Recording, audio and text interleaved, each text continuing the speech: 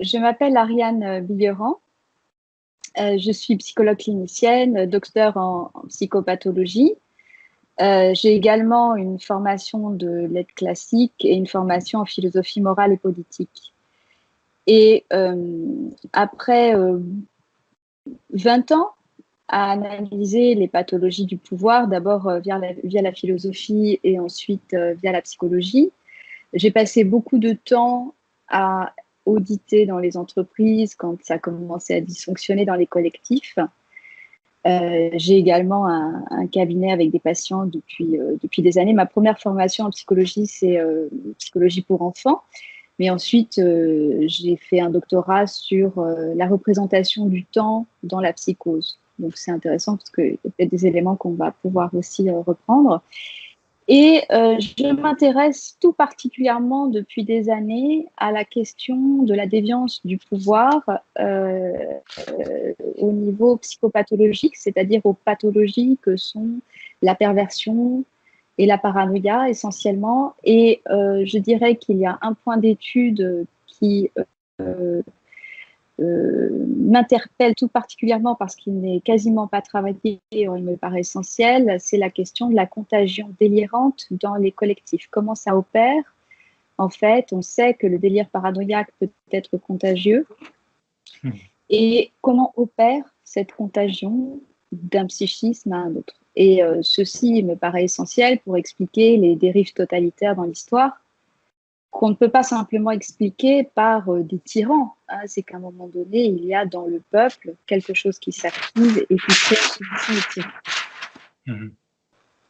Vous êtes entré en résistance aujourd'hui par rapport justement à cette contagion délirante dont le monde s'est soudainement senti prisonnier, quoi. C'est complètement hallucinant la situation dans laquelle on se retrouve aujourd'hui. Vous avez une explication en quelques mots, on va y revenir bien sûr dans le détail, mais je reformule ma question. Juste en quelques mots, que vous inspire la situation dans laquelle on se retrouve aujourd'hui? C'est-à-dire, voilà, 5 milliards d'habitants ou complètement prisonniers d'une situation dont on a du mal à imaginer qu'on en soit là aujourd'hui au XXIe siècle. Alors, je crois, ça m'inspire plusieurs réflexions. La première, c'est que la paix n'est qu'un moment d'accalmie dans toute l'histoire de l'humanité. Hein, c'est-à-dire que l'humanité, elle n'est aux prises qu'avec des complots contre elle-même. Alors, c'est intéressant parce que j'ai indiqué à des personnes autour de moi, voilà, je vais participer, etc. De quoi il faudrait que je parle à votre avis? Et on m'a répondu, surtout, tu ne parles pas du complot. Alors, évidemment, j'ai envie de commencer par ça. Allez-y, c'est quartier libre. Premièrement, Oui. Premièrement, il y a une constante dans l'histoire de l'humanité, c'est que ceux qui ont des privilèges, au détriment de ceux qui n'en ont pas, se sentent persécutés par ceux qui n'en ont pas, parce que ceux qui n'en ont pas et qui sont plus nombreux pourraient éventuellement se rendre compte qu'ils ont confisqué des privilèges et même, pourquoi pas les tuer. Et donc, ils organisent des complots contre ceux qui n'en ont pas. C'est de la paranoïa. Et ceci, alors, voilà, on va voir. C'est l'histoire de l'humanité. C'est l'histoire de l'humanité. Sauf qu'il y a quelque chose d'absolument inédit aujourd'hui, c'est qu'on n'a pas le droit de le penser. Et que toute pensée sur cette question est criminalisée. Alors, pourquoi la pensée, elle est criminalisée? Pour éviter de penser les crimes. C'est tout simplement ça.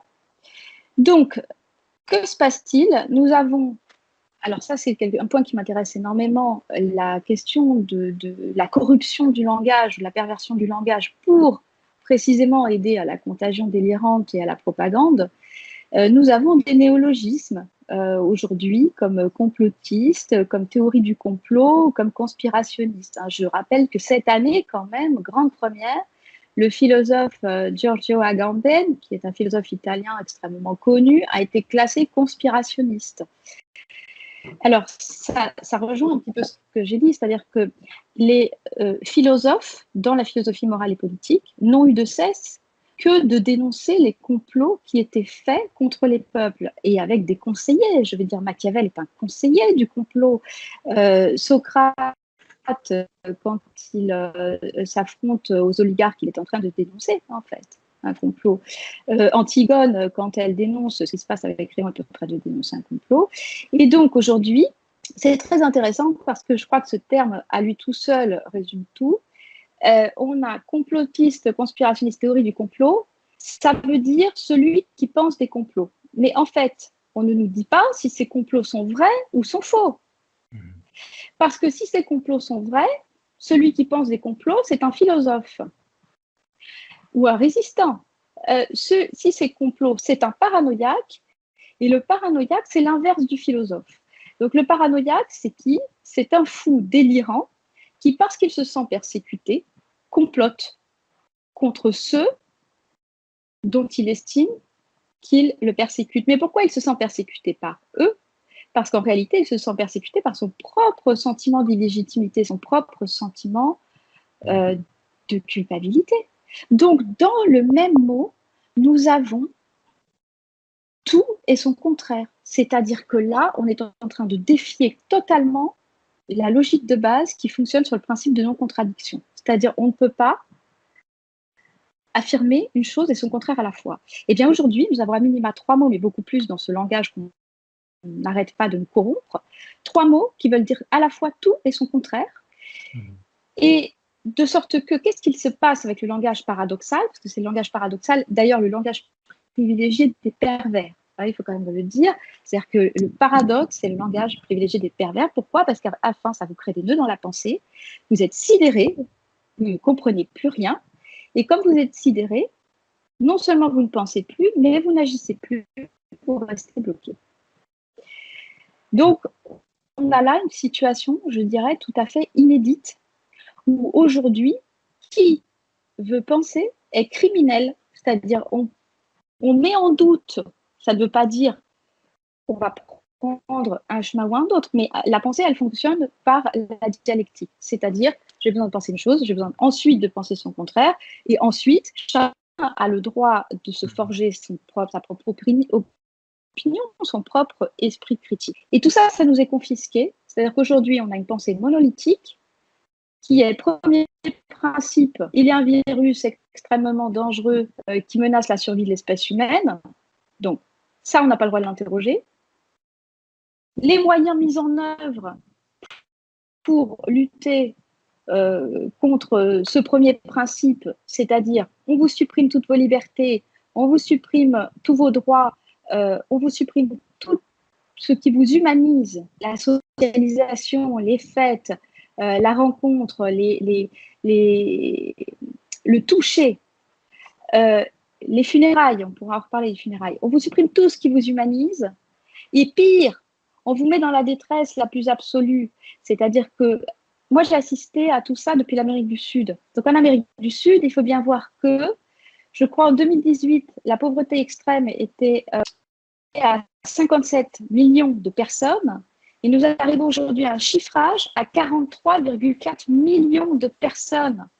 Pour combien de centaines de milliers de cas? C'est-à-dire de pauvreté extrême où les gens n'ont plus de quoi se nourrir, ni nourrir leurs enfants. Et c'est une situation apocalyptique que j'ai vécue, ayant beaucoup aidé ici les gens à se nourrir, parce que tout simplement un confinement, qu'est-ce que ça signifie? Ça signifie plus de revenus. Il n'y a pas de chômage, il n'y a pas d'aide financière, il n'y a pas d'aide sociale, il n'y a pas de retraite. Les gens, ils vivent au jour le jour. Donc, en fait, on atteint dans le raisonnement un premier principe qu'on n'a pas le droit de contredire. Donc ça, c'est très problématique parce que quand même, je crois que beaucoup de médecins ne sont pas d'accord avec ce premier principe. Donc, on va pouvoir en débattre.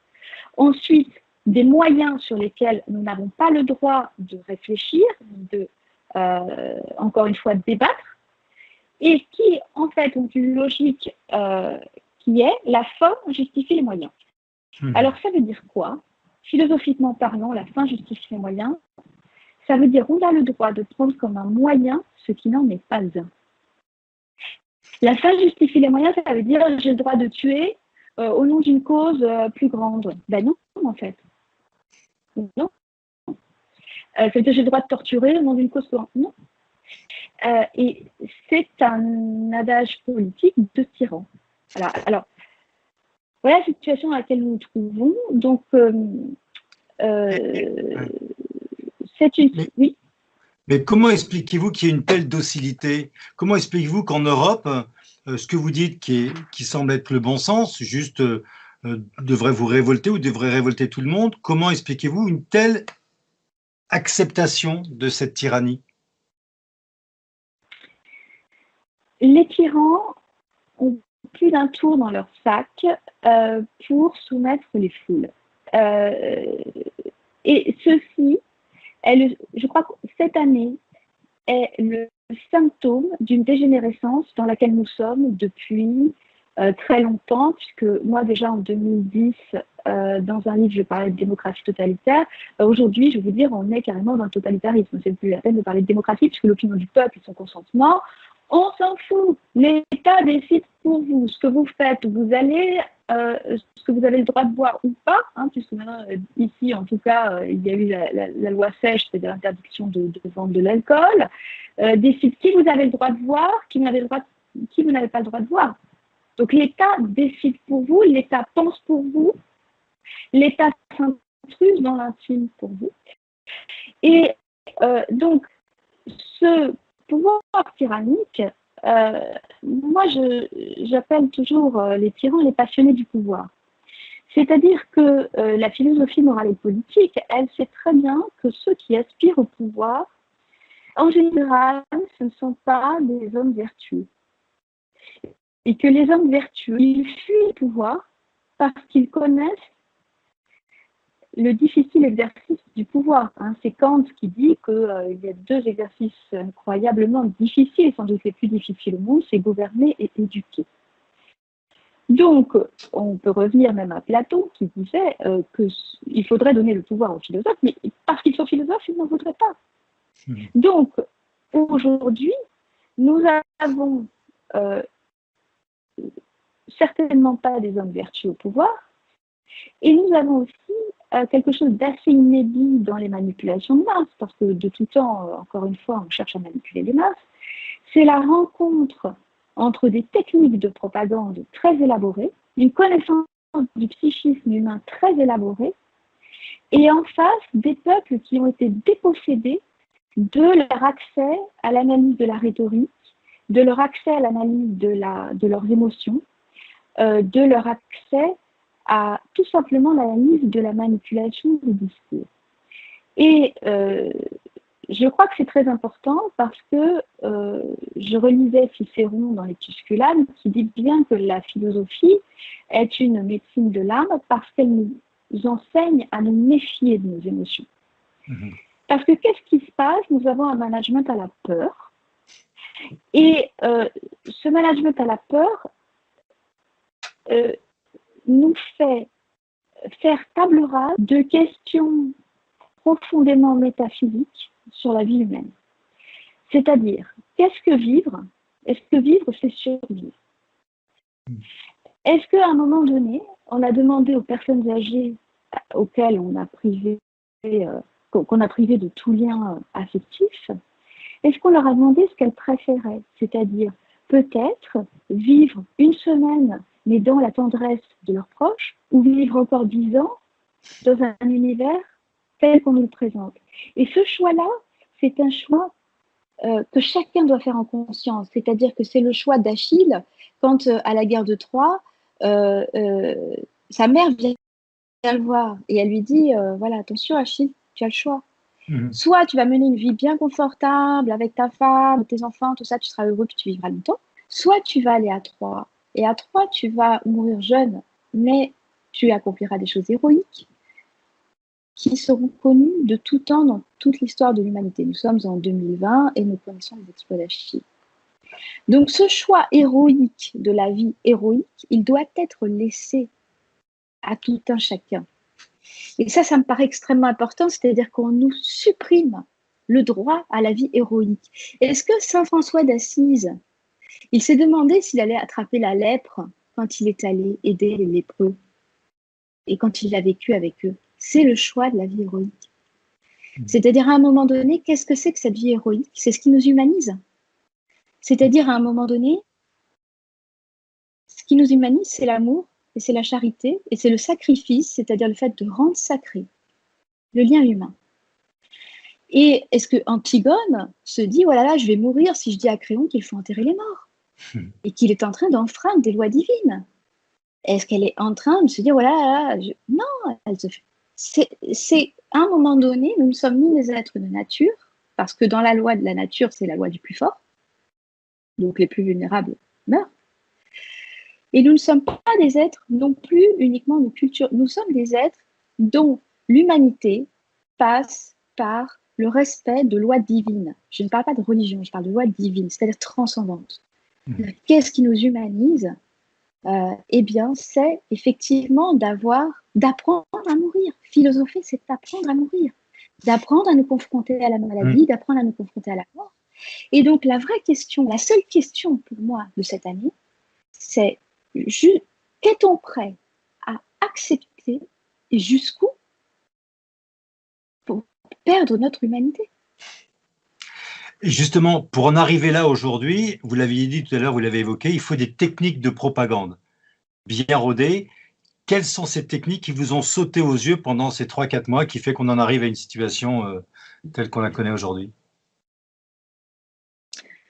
La première, c'est le choc traumatique. Choc. Donc ça, c'est des techniques que j'ai particulièrement étudiées pendant des années, ayant une spécialité très fine sur les processus harceleurs. La première technique, c'est choc, c'est-à-dire attention, vous allez tous mourir. Donc ça, choc, répété toute la journée, répété avec des chiffres de propagande mortifères, c'est des chiffres de mort qui sont comparés aux internautes, qui sont sortis du contexte. Et puis, je vais rien apprendre à tout le monde quand on va dire que les chiffres ont été un petit peu trafiqués. Ici, le Collège médical de Bogota a reconnu que de toute façon, aux urgences, il fallait admettre tout le monde sous Covid. Donc, cette comptabilité mortifère qui nous est répétée, choc traumatique, donc terreur, il y a une menace extrêmement dangereuse qui vient mettre en danger la survie de l'espèce, donc la terreur, première technique de propagande, et vous savez, pour les Grecs anciens, les deux émotions les plus délétères par lesquelles nous pouvons nous laisser manipuler, c'est la terreur et l'empathie. Les deux ont été agités. Donc, première chose, la terreur, et une méthode sectaire. Sectaire, parce que sécaré, ça veut dire couper. Donc, qu'est-ce qu'on fait dans les sectes? On vous coupe de votre environnement antérieur, de vos repères antérieurs, de ce qui vous structure et vous permet d'avoir une identité, et on vous coupe de vos relations. Donc, qu'est-ce qui a été fait? Méthode sectaire. On vous coupe de tout, tous vos repères, et ensuite, lavage de cerveau. Lavage de cerveau rendu possible grâce au confinement et aux médias qui sont à l'intérieur de nos maisons. C'est ça? Parce que quand on est confiné, on regarde la télé, et quand on regarde la télé, on s'auto-alimente dans la destruction, quoi. Je pense par la terreur, c'est-à-dire que comme on ne comprend pas quelle est cette menace, on va essayer de s'informer. Alors quand on essaie de s'informer, on essaie de s'informer par les médias. Et donc, on voit bien aussi tout le phénomène de censure qui s'est opéré. Mais si on n'a rien à se reprocher, on n'a rien à censurer. Encore une fois, la pensée, elle fonctionne par diversité. Je dis une chose aujourd'hui, demain, peut-être, si j'ai une conversation avec quelqu'un d'autre qui pense différemment, je peux aussi évoluer dans ma pensée. Alors, on voit bien que tous les débats contradictoires ont été censurés. Tous les gens qui disaient... c'est très, très problématique, en fait, cette voilà, en fait, c'est le monopensée. Ça, c'est le premier point, le choc traumatique. Ensuite, la deuxième stratégie de manipulation, c'est la culpabilité. Donc, on va revenir à l'empathie des Grecs anciens, c'est-à-dire, si vous ne faites pas ceci, cela, que personne n'a le droit d'interroger, vous êtes coupable, parce que vous allez être coupable de contaminer les autres. Donc là, c'est très pervers, parce que on va juste se poser 2 secondes la question de la culpabilité, de pourquoi la planète est dans cet état, c'est-à-dire cet état de destruction écologique, cet état de famine et cet état de guerre quasi permanent dans plusieurs régions du monde, est-ce que c'est la faute des peuples? Combien de morts ça fait tout ça? Combien de détresse, combien de souffrances? Est-ce que vraiment ces gens-là, on va en reparler parce que il faut voir d'où ça vient, ces gens-là, est-ce que vraiment ils se préoccupent de notre bien? Ça, c'est la troisième technique de manipulation, quand on va vous dire il faut faire quelque chose pour votre bien. Pour votre bien, vous devez faire ci, faire ça. Alors, ça, c'est une technique extrêmement raffinée de manipulation parce qu'en fait, qui est habilité à définir ce qui est pour notre bien? Nous-mêmes. Et c'est tout. Et personne d'autre. À partir du moment où on vient nous expliquer que ceci est pour notre bien, ça doit déclencher des alarmes très importantes. Très importantes. Donc, quatrième stratégie, il y en a beaucoup, hein, mais on peut énumérer les essentiels, la stratégie de la division. Je n'aurai confiance en des gouvernants que le jour où ils auront des discours d'union des peuples. On a bien vu que tout ce qui s'est passé en 2020, ce sont des stratégies de division du corps social. C'est-à-dire, la ligne de fracture n'est plus entre ceux qui ont des privilèges et ceux qui n'en ont pas. C'est-à-dire entre les maîtres qui confisquent tout et les esclaves à qui on laisse les restes, mais elle devient une ligne de fracture, d'abord tout à fait invisible, parce que c'est un ennemi invisible. Ça, c'est très, très raffiné aussi, c'est un ennemi invisible. Donc, la ligne de fracture, c'est au sein du corps social, chacun peut devenir mon ennemi. Chacun peut être contagieux. Et au sein de ma propre famille, je peux avoir des ennemis. Et d'ailleurs, ils sont tellement mes ennemis qu'on va venir les mettre en quarantaine, comme dans certains pays, et on va venir les arracher à leur groupe d'appartenance. Et ça, c'est très totalitaire. Hannah Arendt avait bien précisé que le totalitarisme, pour fonctionner, il a besoin de casser les groupes d'appartenance. En particulier les classes sociales, ce qui unit les classes sociales, mais bien sûr, la famille est un groupe d'appartenance. Donc, on a cette stratégie de division où, en fait, on oriente les gens vers des divisions internes. Est-ce qu'il faut porter le masque ou pas le masque? Est-ce que on est noir ou on est blanc? Est-ce que on est chrétien, musulman, etc., etc.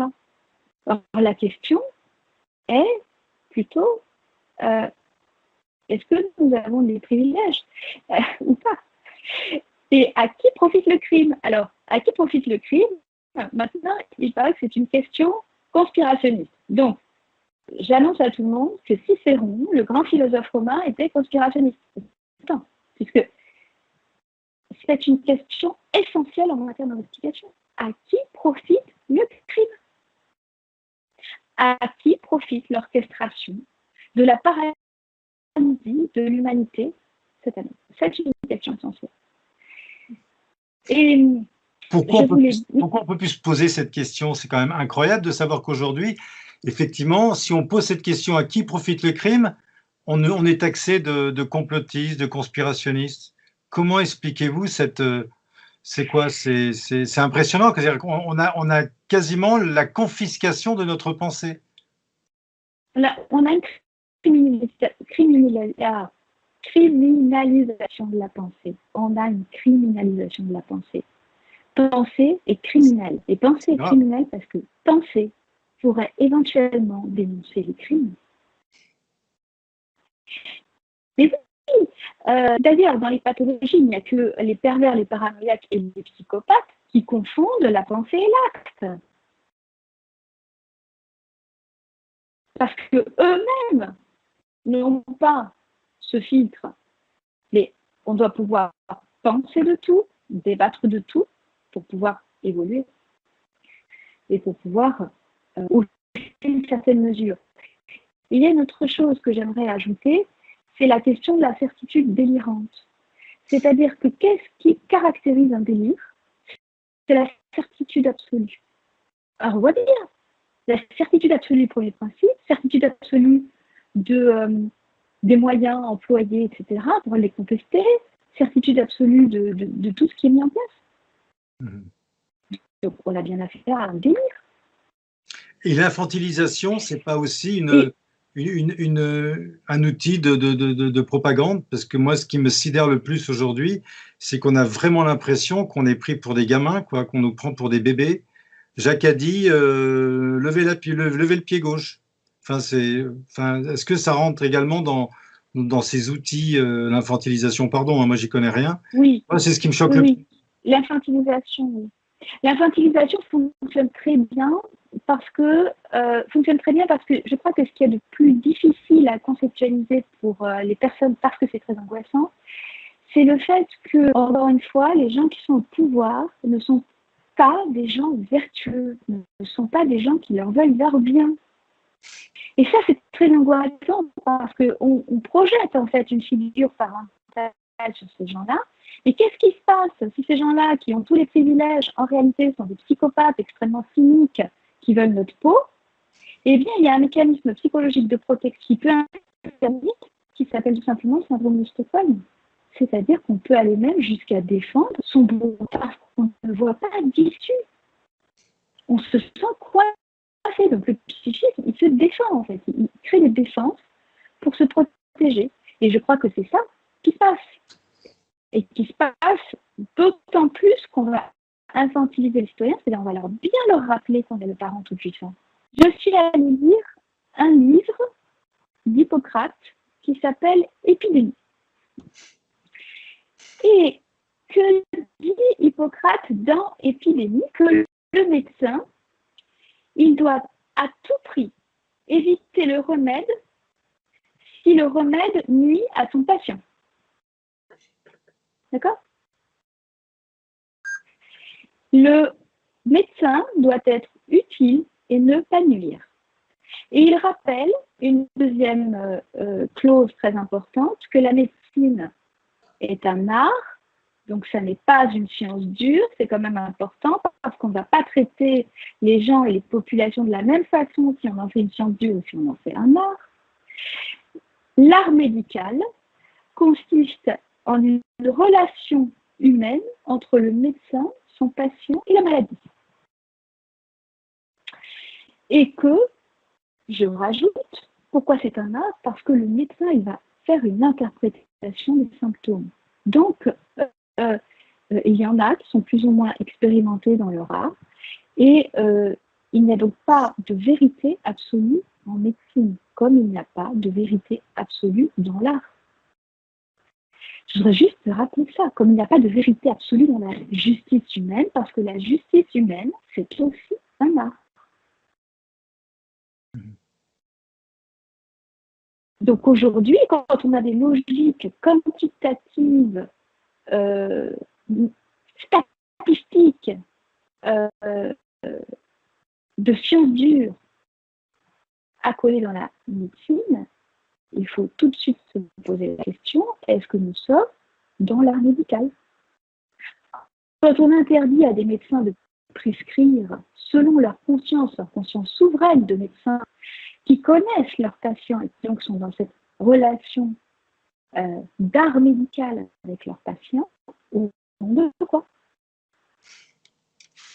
Justement, à propos de cette interdiction, est-ce qu'il y a d'autres décisions qui ont été prises et qui vous ont vraiment scandalisé? Ou qui vous ont dit, ça y est, et là, on a franchi un cap dans la soumission et dans justement l'arrivée dans une dictature qui cache son nom, quoi. Quelles sont les décisions qui ont été prises, ou voire même, comment vous, depuis la Colombie, vous avez vu un petit peu cette Europe disparaître d'un coup de baguette comme ça? C'est que tous les États. Oui, mais ce qui est quand même le plus surprenant, c'est qu'il y ait un État qui fasse la même chose, bon, qui fasse. Mais là, c'est le monde entier on a l'impression que les États se retournent contre leur peuple, donc c'est pas rien. Et cette soumission, elle est omniprésente partout. Comment on en est arrivé là? Alors j'ai bien compris toutes les tous les mécanismes, et ça voudrait dire que tous les États sont corrompus aujourd'hui? Ça voudrait dire que les plus grandes instances internationales sont complètement corrompues et veulent faire du mal à leurs concitoyens? On a parlé de sectes tout à l'heure. Les sectes, elles fonctionnent par infiltration des institutions publiques et politiques.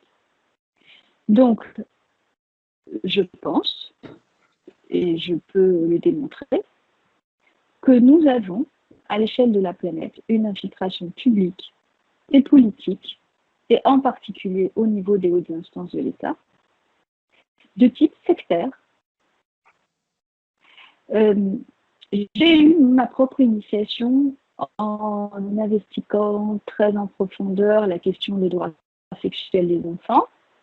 Et je suis donc tombée sur un certain nombre de lobbies pro-pédophiles infiltrés dans les plus hautes instances des États. Donc, je crois que très curieusement, on va retrouver les mêmes financements de la pandémie. Ça, c'est quand même très intéressant. C'est-à-dire que l'OMS est un organisme qui est tout sauf dans l'intégrité. C'est un organisme qui fonctionne par conflit d'intérêts, puisque on sait très bien que Bill Gates en finance une grande partie, et en même temps, c'est le promoteur de la solution. Donc, c'est le créateur du problème, le promoteur de la solution. Donc, la question qui finance me paraît extrêmement qui finance. Ensuite, des chercheurs ont bien démontré que l'OMS avait fait appel à une société de propagande de masse pour influencer les opinions. Est-ce que nous sommes, là encore, dans un consentement éclairé? Il s'agit d'influencer les opinions avec des influenceurs. De quoi parle-t-on? Est-ce que Bill Gates est habilité à intervenir en matière de santé? On connaît les scandales qu'il a déjà, on connaît ses propos. Alors, il faut savoir que là où ça m'a mené, mes propres recherches très approfondies, hein, donc avant de me critiquer, déjà que les gens lisent mon livre et puis s'informent sur ces lobbies. Qu'est-ce qui se passe? On a toute une stratégie en fait de mise en place intentionnelle depuis des décennies sur tous les fronts par une stratégie d'infiltration de toile d'araignée de la société d'un monde qui est le mixte du monde d'Huxley et de Orwell. Voilà, on a combiné les deux et c'est vers ça qu'on nous amène. Et pourquoi nous amène-t-on vers ça? Parce que, encore une fois, les tyrans ont besoin de conserver avec assurance leur pouvoir tyrannique. J'écoutais, il y a un disque fabuleux de Jordi Savall sur les routes de l'esclavage, et à un moment donné, il y a un récit, le code de l'esclavage de la Bardane, 1661, et il est très codifié que le maître doit absolument fonctionner par des méthodes d'intimidation et terrorisante parce qu'il n'a pas le choix, parce que si jamais les esclaves se retournent contre lui, effectivement, ils lui prendront ses privilèges et le tueront. Donc pour ça, il faut décider, c'est le principe 1 sur 10, hein, c'est ce que faisait César dans son armée, c'est-à-dire pour avoir l'ordre, il faut intimider et en faire des exemples. Donc une fois qu'on a fait un exemple, normalement, tout reste tranquille. Sauf qu'en fait, ça fonctionne par une contagion de la terreur, mais sauf qu'en fait, alors il était très codifié, il fallait d'abord couper le pied de l'esclave, ensuite le jarret, ensuite condamnation à mort, si jamais il avait quand même l'idée de fuir. Parce que cette idée de fuir, elle devait absolument être tuée dans tous les esclaves, puisque les esclaves étaient beaucoup plus nombreux que le maître. Donc, si les esclaves avaient rendu sacré le sacrifice de leurs compagnons esclaves, ils se seraient effectivement rebellés et se seraient enfuis. Et ils auraient repris leur liberté. En fait, ça, c'est quand même très important. Ces stratégies d'intimidation qui fonctionnent bien par la propagande. Hein. On a quelques exemples. Là, je crois, une femme enceinte qui est arrêtée chez elle à Melbourne parce qu'elle voulait inciter à manifester. Ça, c'est vraiment, en plus, de l'intimidation. Parce que par l'intimidation, en fait, chacun va craindre d'être persécuté et va encore une fois renier complètement ce qui fait le sens de son humanité. Et donc, ça, c'est quand même très important parce que jusqu'où sommes-nous prêts à perdre notre humanité par peur d'être persécutés? Autre question que chacun résoudra en lui-même, en fait. Hein. C'est-à-dire, c'est une question, moi, je n'ai pas de réponse collective, je n'ai que des réponses individuelles. Mais je comprends, mais... À l'inverse de ces tyrans. Moi, ce qui me, là, c'est le citoyen qui vous parle, hein. Moi, ce qui me perturbe le plus, c'est qu'on est à l'heure où on a la possibilité d'avoir accès à l'information. On peut savoir, on peut connaître la vérité si on avait vraiment envie de chercher.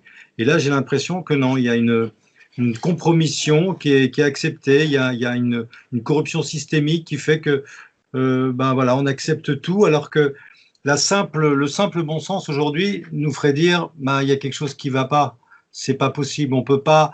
On a traversé des guerres, des génocides. Il n'y a aucune guerre, aucun génocide. C'est pas moi, c'est un témoignage d'un chauffeur de taxi qui me disait, je comprends pas, moi. Il y a toutes les guerres, il y a plein. On n'a jamais vécu, on n'a jamais arrêté la planète comme ça tout d'un coup pour 3 grippes, quoi, pour un petit virus. Qu'est-ce qui se passe?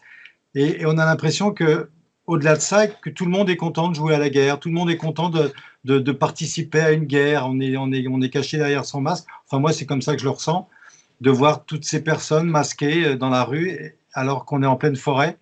Et que le bon sens, alors, j'entends bien la propagande, mais quand même, on a la possibilité d'avoir accès aujourd'hui à l'information. Donc, comment le cerveau a-t-il pu être à ce point-là complètement déconnecté juste du bon sens? Pardon, c'est un petit peu long, hein, mais c'était juste pour... Plusieurs biais, ouais. Non, mais par plusieurs biais, et après, ça me ramène à une réflexion que je pense très intéressante. Le premier biais, donc, c'est la terreur. Le second biais, c'est l'empathie. Donc, suppression de la réflexion possible, persécution de ceux qui réfléchissent ou qui ont un discours, voilà, un petit peu divergent. Également, le conflit de loyauté et le langage paradoxal. Le langage paradoxal, je vous en ai parlé, mais on peut le dire un peu plus, c'est-à-dire, pour protéger les enfants, laissons-les chez eux. Parce que nous, on a eu 6 mois de quarantaine, donc une quarantaine, 6 mois où les gens n'ont pas le droit de bouger de santé pour protéger les enfants. Alors, pour protéger les enfants, laissons-les chez eux. Donc là, pour protéger les enfants, voyons voir. Leurs parents n'ont plus de travail, ils ne savent pas comment les nourrir. Sans doute rester 1 an sans instruction. On n'a toujours pas résolu le problème de comment les parents vont payer les factures d'eau et d'électricité. Où est-ce qu'on protège les enfants qui n'ont plus aucune socialisation? Voilà, alors, c'est le discours paradoxal. Pour protéger les vieux, n'allez pas les visiter. Alors, j'ai un petit peu vu quand même ce qui s'est dit au Sénat, je crois. Je crois que les anciens n'ont pas vraiment été protégés du tout, voire n'ont pas eu de traitement administré correctement. Donc, pour protéger les vieux, laissons-les crever tout seuls. Ça veut dire. Et ça fonctionne toujours comme ça, en fait. Ça fonctionne toujours par paradoxe.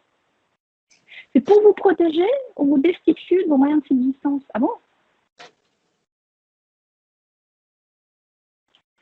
Et ça fonctionne toujours par le nœud paradoxal. Donc, au bout d'un moment, le cerveau, pour le dire simplement, il bug.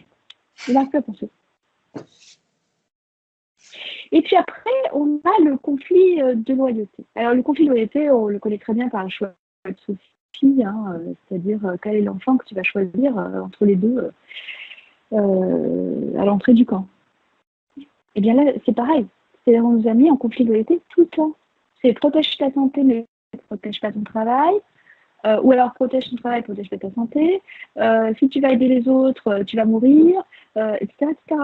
C'est tout le temps dans le conflit de loyauté. Donc là, le conflit de loyauté, je trouve l'un des plus raffinés. C'est pour protéger vos enfants, accepter que vos enfants soient séparés de vous. C'est ce que préconise Accepter que vos l'OMS. enfants soient séparés de vous. Ah, c'est Mais bien sûr, exactement mais bien sûr, parce que l'OMS, c'est une entreprise corrompue. C'est une entreprise corrompue. La promotion des standards pour l'éducation sexuelle en Europe, c'est la promotion de qui fait et consorts, c'est-à-dire de promoteurs de la pédophilie. Donc à partir de là, qu'est-ce que c'est l'OMS? C'est quoi? C'est une entreprise de corruption des enfants, de l'humanité. C'est tout. Et l'OMS, j'ai pointé par exemple un des discours paradoxaux de l'OMS, qui nous sort un trouble psychologique des jeux vidéo. Mais en même temps, pendant la pandémie, ils disaient bon, les enfants, qu'elles les mettent devant les jeux vidéo.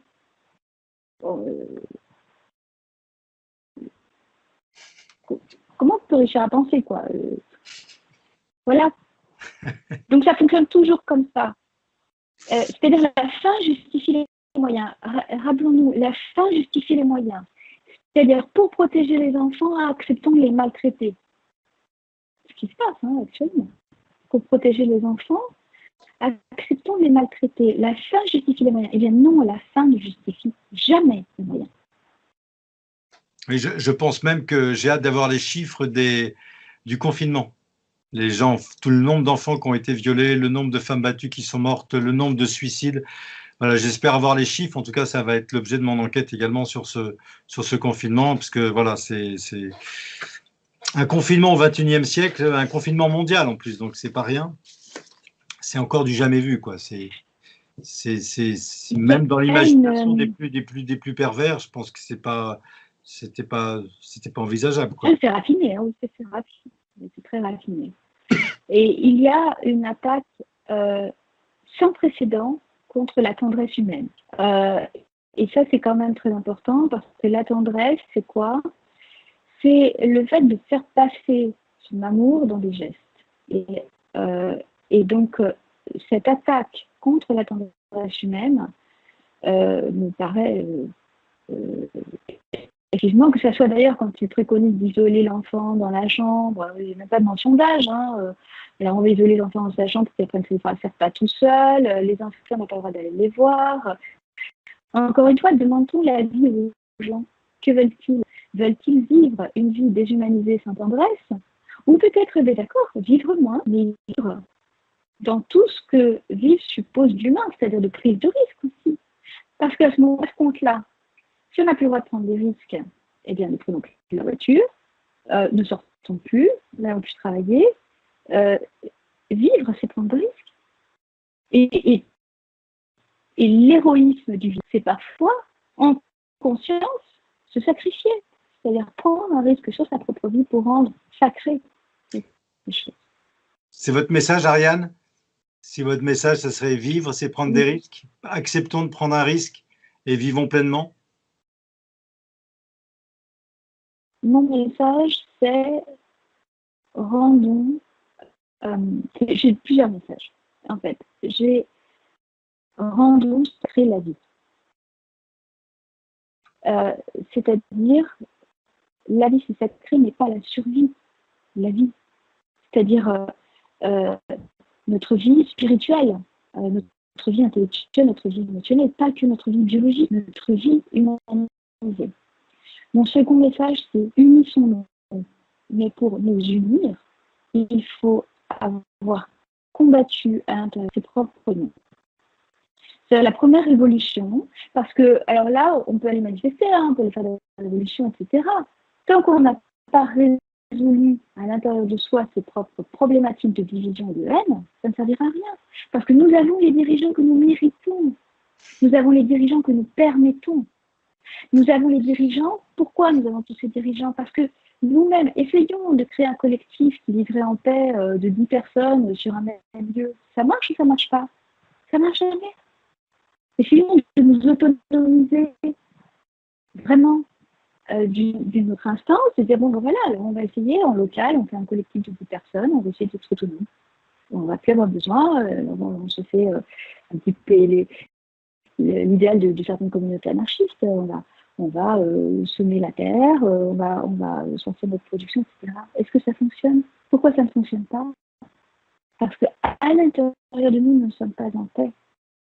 Parce qu'à l'intérieur de nous, nous sommes mus par des émotions de colère que nous allons restituer sur l'autre, parce que là, il est là, à ce moment-là, à ce moment-là, et de division, et parce que nous ne sommes pas alignés à l'intérieur de nous, et parce que nous ne sommes déjà pas en amour de nous-mêmes.